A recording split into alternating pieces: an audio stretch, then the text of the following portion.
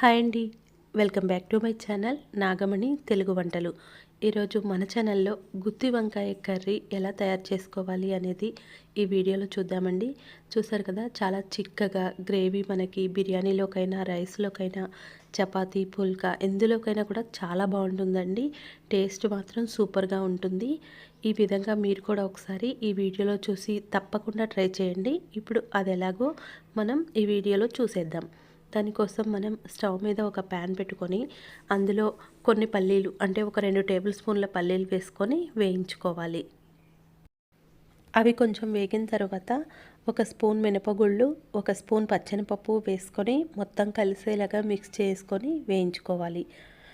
ఇవి కొంచెం వేగిన తర్వాత మనకి పచ్చివాసన పోయిన తర్వాత ఇందులో ఒక 5-6 జీడిపప్పులు కూడా వేసుకొని వేయించుకోవాలి.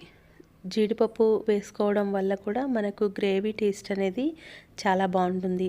ఇవన్నీ కూడా బాగా మొత్తం కలిసేలాగా కలుపుకుంటూ వేయించుకోవాలి. ఈ విధంగా కలుపుతూ వేయించాలి. ఇప్పుడు ఇందులో ఒక హాఫ్ టీ స్పూన్ మెంతులు, 2 లవంగాలు, 2 చెక్క వేసి మొత్తం బాగా కలిసేలాగా మిక్స్ చేసుకొని వేయించుకోవాలి. ఇవన్నీ కూడా వేగిన తర్వాత మనం ఒక టీ స్పూన్ నువ్వులు వేసుకోవాలి. ఇవి ఆల్రెడీ వేయించిన నువ్వులే. ఒకసారి అవి వేడిగా ఉంటాయి కదా, అందులో వేసుకొని మిక్స్ చేసుకుంటే సరిపోతుంది. ఒకసారి ఇవి మొత్తం బాగా కలుపుకొని వీటిని పూర్తిగా చల్లారనివ్వాలి. ఇవి చల్లారిన తర్వాత ఒక మిక్సీ జార్ తీసుకొని ఇవన్నీ అందులో వేసుకొని కొంచెం నిమ్మకాయ సైజ్ అంతా చింతపండు వేసుకోవాలి. వేసుకొని ఇవి మొత్తం కూడా గ్రైండ్ చేసుకోవాలి. ఇలా కొంచెం కోర్స్గా గ్రైండ్ చేసుకున్న తర్వాత ఇందులో ఒక టీ స్పూన్ ఉప్పు, అలాగే ఒక స్పూన్ కారం వేసుకోవాలి. ఒక హాఫ్ టీ స్పూన్ పసుపు వేసుకోవాలి. ఇప్పుడు ఇందులో ఒక స్పూన్ అల్లం వెల్లుల్లి పేస్ట్ కూడా వేసుకోవాలి.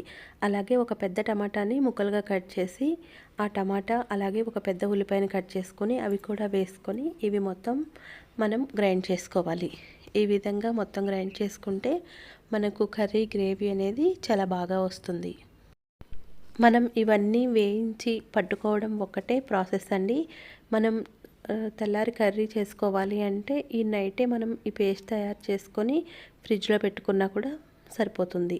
లేదు అంటే ఓన్లీ ఆ వేయించిన వరకు మిక్సీ పట్టేసుకొని మనం తెల్లారి టమాటా, ఉల్లిపాయ వేసి పట్టుకున్నా కూడా బాగుంటుంది. ఈ కర్రీ చేసుకోవడానికి నేను 1/2 కేజీ వంకాయలు తీసుకున్నాను. అంటే 250 గ్రాములు తీసుకున్నాను. ఈ వంకాయల్ని శుభ్రంగా కడిగి ఆ తర్వాత మనం ఒక గిన్నెలో వాటర్ పోసుకొని అందులో కొంచెం సాల్ట్ వేసుకొని ఈ విధంగా పొడుగ్గా కట్ చేసుకొని అందులో వేసుకోవాలి. మనం ఈ ఉప్పు నీళ్ళల్లో వేసుకోవడం వల్ల వంకాయ కూర అనేది కండ్ర అనేది లేకుండా, వంకాయ ముక్కలు నల్లబడకుండా ఉంటాయి. ఈ విధంగా ఒకసారి ఉప్పు నీళ్ళల్లో బాగా కలుపుకుంటూ కడుక్కుంటే బాగుంటుంది. ఇప్పుడు వీటిలో మనం పేస్ట్ చేసి పక్కన పెట్టుకున్నాం కదా, వాటిని ఈ మధ్యలో కూర్చుకోవాలి. ఈ మిగిలింది కూడా మనం కర్రీ చేసుకునేటప్పుడు అందులో వేసేసుకుందాం. ఇప్పుడు దానికోసం స్టవ్ మీద వేరొక గిన్నె పెట్టుకొని దీనికి ఆయిల్ ఒక 4 టేబుల్ స్పూన్ల వరకు వేసుకోవాలి. మనకు ఈ గుత్తి వంకాయ కూర అంటే కొంచెం ఆయిల్ ఎక్కువగానే పడుతుంది. ఇలా వేసుకున్న తర్వాత ఇందులో ఆవాలు, జీలకర్ర వేసి బాగా వేయించుకోవాలి. ఒక స్పూన్ ఆవాలు, ఒక హాఫ్ టీ స్పూన్ జీలకర్ర వేసి వేయించుకోవాలి. అలాగే కరివేపాకు కొంచెం వేసుకోవాలి. ఇవి మొత్తం వేగిన తర్వాత ఇందులో మనం వంకాయలు పక్కన పెట్టుకున్నాం కదా, ఈ వంకాయలను తీసి ఇందులో వేసుకోవాలి.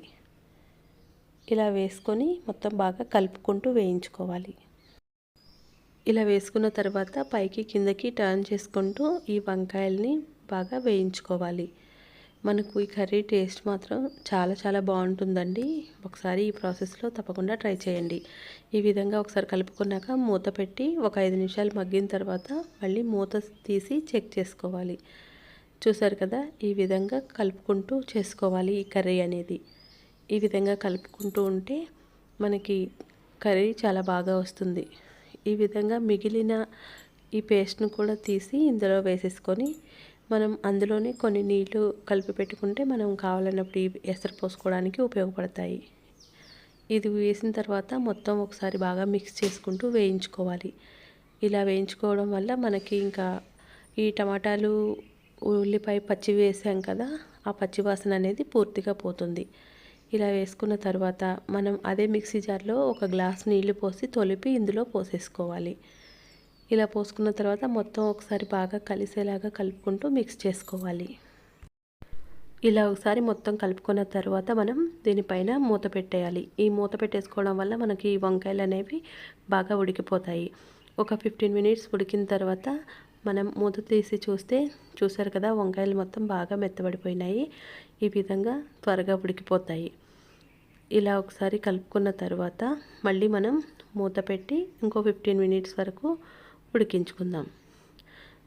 చూసారు కదా, 15 మినిట్స్ తర్వాత మళ్ళీ ఈ వంకాయ ముక్కలు అనేవి బాగా ఉడికిపోయాయి. మనకి ఎప్పుడైతే ఇందులో నుంచి ఆయిల్ బయటకు వస్తుందో అప్పుడు మనం స్టవ్ ఆఫ్ చేసుకుంటే సరిపోతుంది. చూసారు కదా, ఈ విధంగా మధ్య మధ్యలో మూత తీసి కలుపుకుంటూ మళ్ళీ మూత పెట్టుకొని ఉంచేయాలి. చూసారు కదా, ఆయిల్ అనేది బయటకు వచ్చేస్తుంది. ఇప్పుడు మన గ్రేవీ అనేది పర్ఫెక్ట్గా రెడీ అయినట్టు లెక్క. ఈ విధంగా ఒకసారి కలుపుకొని మనం స్టవ్ ఆఫ్ చేసుకుంటే మన కర్రీ అనేది రెడీ అయిపోయినట్టే. ఇందులోకి కొంచెం మనం కొత్తిమీర తీసుకొని గార్నిష్ చేసుకుంటే మన కర్రీ రెడీ అయిపోయినట్లే. ఈ విధంగా రెడీ అయిపోయిన తర్వాత మనం ఒక సర్వింగ్ బౌల్లోకి తీసుకొని ఈ కర్రీని సర్వ్ చేసుకుంటే మనం ఎందులోనైనా తినడానికి పర్ఫెక్ట్గా ఉంటుంది. చూసారు కదా, ఆరిపోయిన తర్వాత ఈ కర్రీ ఎంత చిక్కగా, ఎంత కలర్ఫుల్గా, ఎంత బాగుందో. ఈ విధంగా మీరు కూడా ఒకసారి తప్పకుండా ట్రై చేయండి. ఈ వీడియో కనుక మీకు నచ్చినట్లయితే లైక్ చేయండి, షేర్ చేయండి, సబ్స్క్రైబ్ చేయండి. Thanks for watching. మళ్ళీ మరొక చక్కటి వీడియోతో కలుద్దాం.